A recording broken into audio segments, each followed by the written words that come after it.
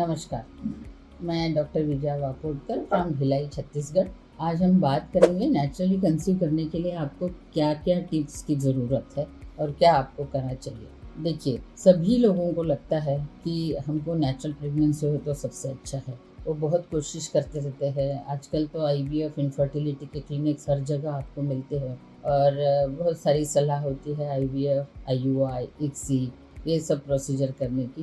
पर कहीं तो हर एक कपल के मन के अंदर रहता है कि हमको नेचुरल प्रेगनेंसी होने के लिए हमें क्या विशेष करना चाहिए। तो नेचुरली प्रेगनेंसी देखिए, जो डाटा है वो बताता है कि नेचुरल प्रेग्नेंट होने के लिए भी 100 में से 15 से 20% ही कंसीव हो सकते हैं। Percentage of conception is not 100%। अगर एक महीने में 100 कपल ट्राई करते हैं तो उसमें केवल 15 से 20 ही कपल प्रेगनेंसी अचीव कर सकते हैं। इसीलिए कहा गया है, बुक्स में भी कहा गया है और डेफिनेशन ही है कि 1 साल तक ट्राई करिए एंड अगर नहीं होता है 1 साल में आपका रिजल्ट नहीं आता है, प्रेगनेंसी नहीं होती, तब आप डॉक्टर साहब के पास जाइए। पर इसमें अपवाद भी है, क्योंकि अगर फीमेल की एज 35 से ज़्यादा है तो उनको जल्दी जल्दी करना चाहिए। 4-6 महीने ट्राई करना चाहिए और फिर डॉक्टर के पास जाना चाहिए। Investigation and everything for infertility करना चाहिए। आजकल लड़कियों की एज ज़्यादा हो गई है, शादी बहुत लेट होती है, फिर उनको सेटल करना पड़ता है, कुछ ये खरीदना है, मकान होना है, गाड़ी होना है, उसके बाद ही हम बच्चे का प्लान करेंगे। ये मनस्थिति अभी चेंज करना पड़ेगा, क्योंकि जैसे जैसे आपकी एज बढ़ती है फर्टिलिटी कम होती है। सो जस्ट आफ्टर मैरिज आपको शुरुआत कर लेनी चाहिए कि that is a golden period for conception just after marriage. So फिर आता है कि हम क्वेश्चन करते हैं पेशेंट कि हम इंटरकोर्स कितना फ्रीक्वेंसी में करें।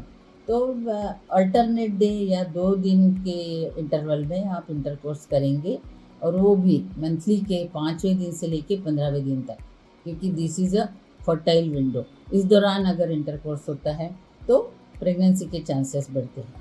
आजकल लड़कियां एक जगह रहती है, हस्बैंड दूसरी जगह रहते हैं, जॉब्स ऐसे होते हैं, बाहर के जॉब जो होते हैं, जो वर्क फ्रॉम होम, वो रात को इधर जगते रहते हैं, दिन में सोते हैं। ये सारे प्रैक्टिकल प्रॉब्लम्स आते हैं और इसकी वजह से उनको स्ट्रेस भी बहुत रहता है। परंतु इसी में से उनको एक रास्ता निकालना पड़ता है। अपना ओव्यूलेशन पीरियड है, उस समय इंटरकोर्स करना बहुत ज़रूरी है। वो कई कपल ऐसे हैं कि ओव्यूलेशन पीरियड उनको पता भी नहीं और वो ओव्यूलेशन पीरियड के टाइम मिलते भी नहीं हैं।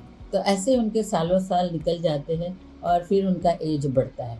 एज बढ़ने से फर्टिलिटी या फीमेल फर्टिलिटी मोस्टली ज़्यादा गड़बड़ हो जाती है। तो ये है।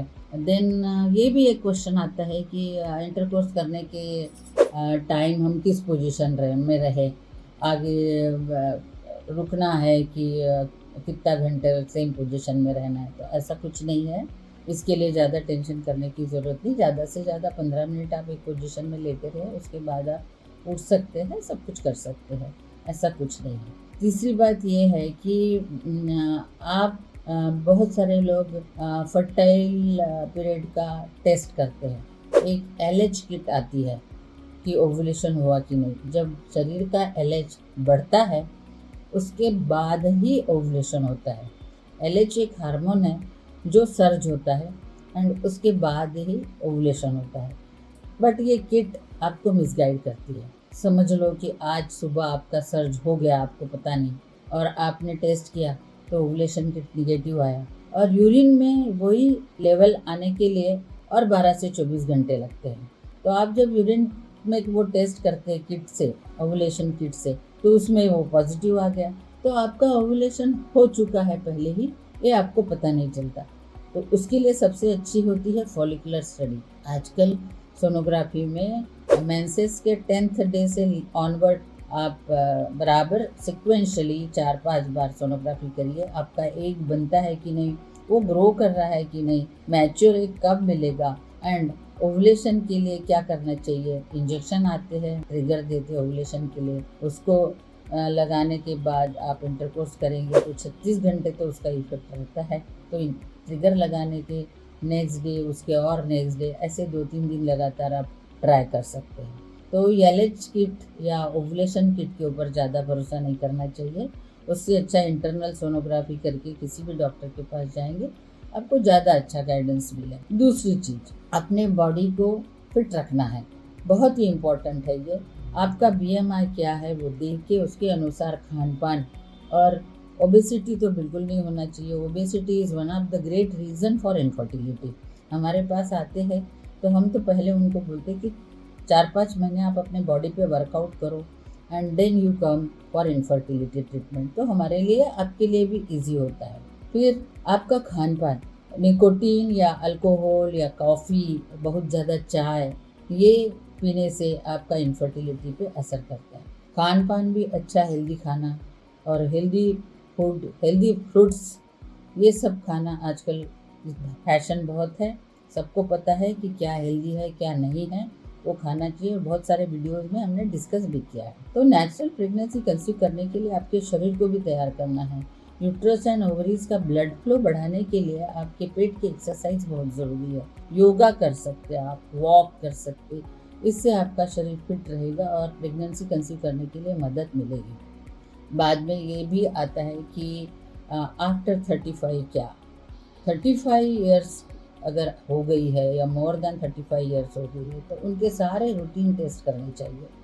रूटीन टेस्ट में क्या आता है, डायबिटीज़, थायराइड, ब्लड प्रेशर, ये सारी चीज़ें, क्योंकि आजकल वर्क का स्ट्रेस भी बहुत है और जीवन में हर चीज़ का स्ट्रेस बहुत लेते हैं लोग। और पहले तो उनको बच्चा नहीं चाहिए, जब चाहिए तो जल्दी चाहिए, ये नहीं होता है, ये ऐसा नहीं होता है। आपको हर चीज़ प्लान करके बराबर करना चाहिए और जल्दी से जल्दी बच्चे के लिए कोशिश करना चाहिए ताकि आपको कंसीव अच्छे से हो जाए।